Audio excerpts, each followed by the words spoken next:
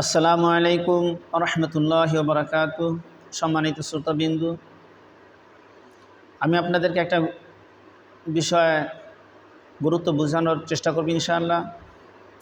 এক রাখাল ছেলে বকরিকে পানি পান করানোর জন্য বালতির মধ্যে রশি লাগিয়ে কূপের মধ্যে নামিয়ে দিলেন।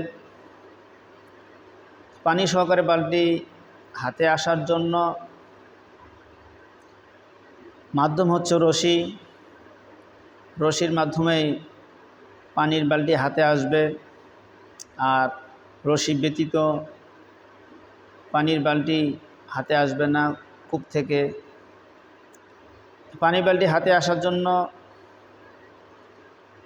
খুবই গুরুত্বপূর্ণ মাধ্যম রশি। আমাদের এখানে পানিটা হাসিল করা মেন উদ্দেশ্য, মেন টার্গেট, আমাদের উদ্দেশ্য হাসিল করতে হলে মূল উদ্দেশ্যটাকে যতটা গুরুত্ব দিব, মাধ্যমটাকেও তার থেকে বেশি গুরুত্ব দিব, তাহলে আমাদের উদ্দেশ্য হাসিল হবে ইনশাআল্লাহ।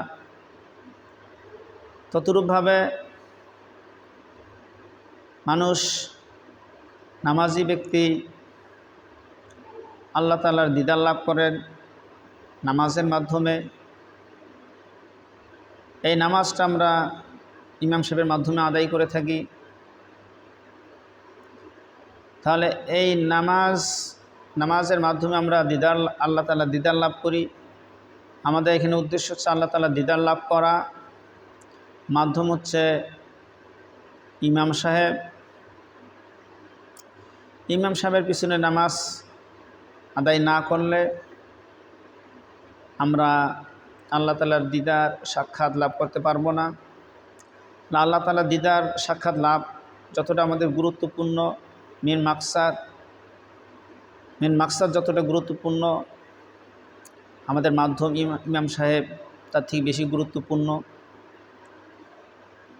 কারণ এই মাধ্যম ছাড়া আমাদের নামাজ আদায় হবে না। এই নামাজ ছাড়া আমরা আল্লাহ তাআলার দিদার সাক্ষাৎ লাভ করতে পারবো না। তেমনিভাবে আমাদের বাংলাদেশের প্রধানমন্ত্রী শেখ হাসিনা, তেনার সঙ্গে যদি আমরা সাক্ষাৎ লাভ করতে চাই, যার মাধ্যমে আমরা আমাদের বাংলাদেশের প্রধানমন্ত্রী শেখ হাসিনার সাক্ষাৎ লাভ করব, তা আমাদের উদ্দেশ্য হচ্ছে প্রধানমন্ত্রীর সঙ্গে সাক্ষাৎ করা। এটা হচ্ছে আমাদের মেন উদ্দেশ্য যতটা আমাদের কাছে গুরুত্বপূর্ণ, ঠিক ততটুকভাবে আমাদের যে মাধ্যম, যার মাধ্যমে আমরা সাক্ষাৎ লাভ করব, মাধ্যমটা আমাদের ততটা গুরুত্ব দিতে হবে।